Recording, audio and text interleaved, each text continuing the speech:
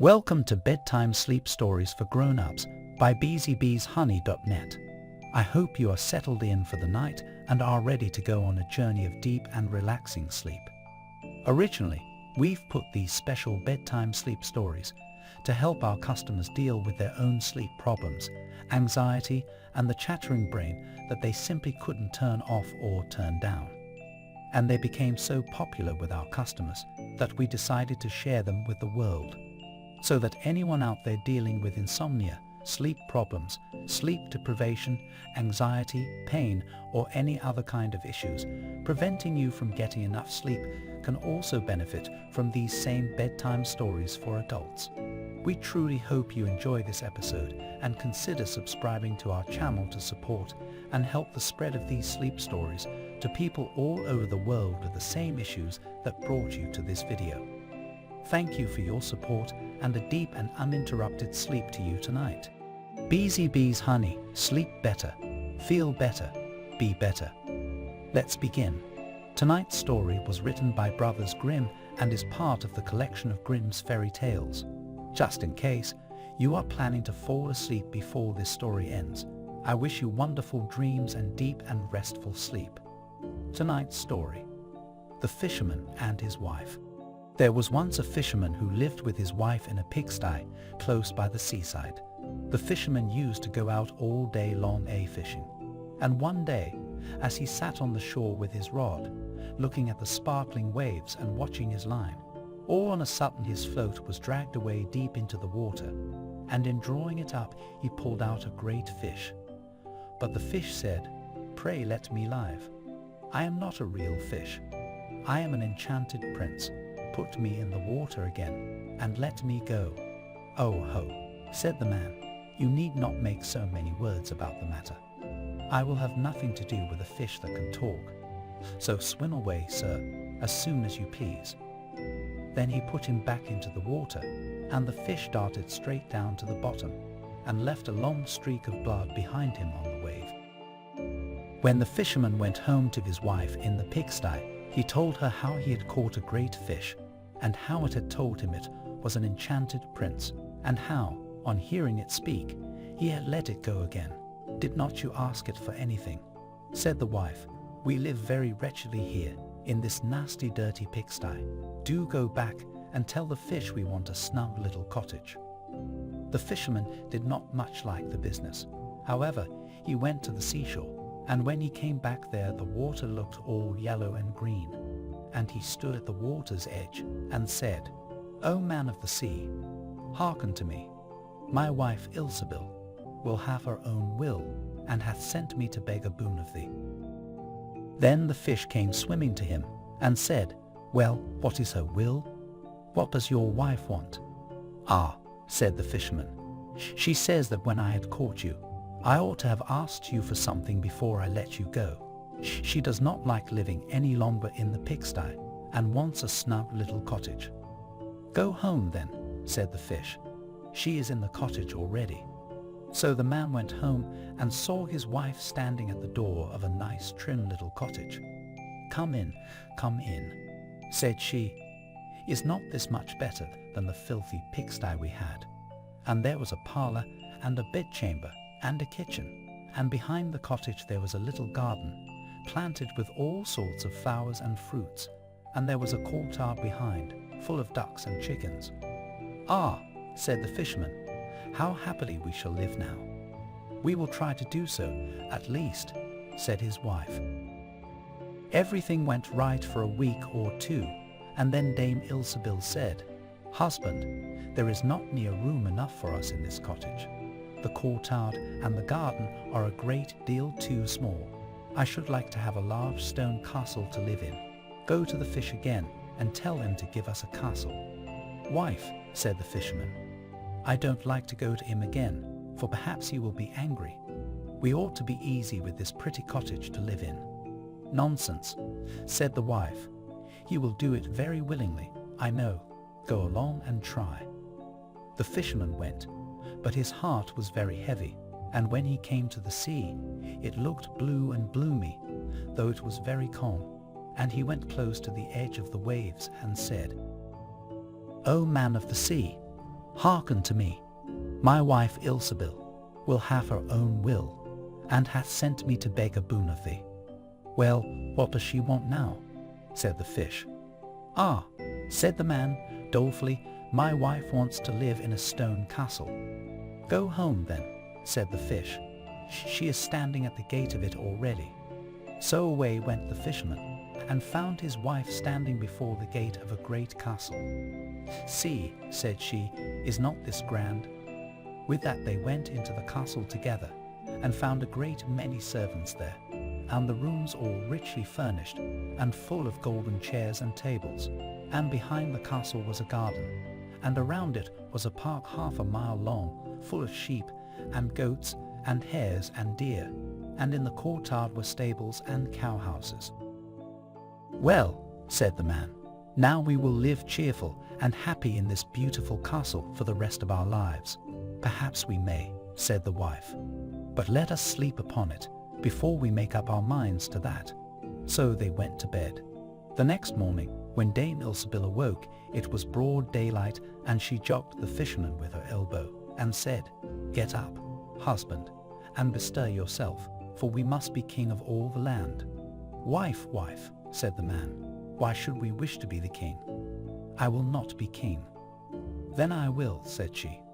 But, wife, said the fisherman, how can you be king? The fish cannot make you a king. Husband, said she, say no more about it, but go and try. I will be king. So the man went away quite sorrowful to think that his wife should want to be king. This time the sea looked a dark grey colour, and was overspread with curling waves, and the ridges of foam as he cried out, O man of the sea, hearken to me. My wife Ilsebil will have her own will, and hath sent me to beg a boon of thee. Well, what would she have now? Said the fish. Alas, said the poor man, my wife wants to be king. Go home, said the fish. She is king already. Then the fisherman went home, and as he came close to the palace, he saw a troop of soldiers, and heard the sound of drums and trumpets. And when he went in, he saw his wife sitting on a throne of gold and diamonds, with a golden crown upon her head. And on each side of her stood 6 fair maidens, each a head taller than the other. Well, wife, said the fisherman, are you king? Yes, said she, I am king.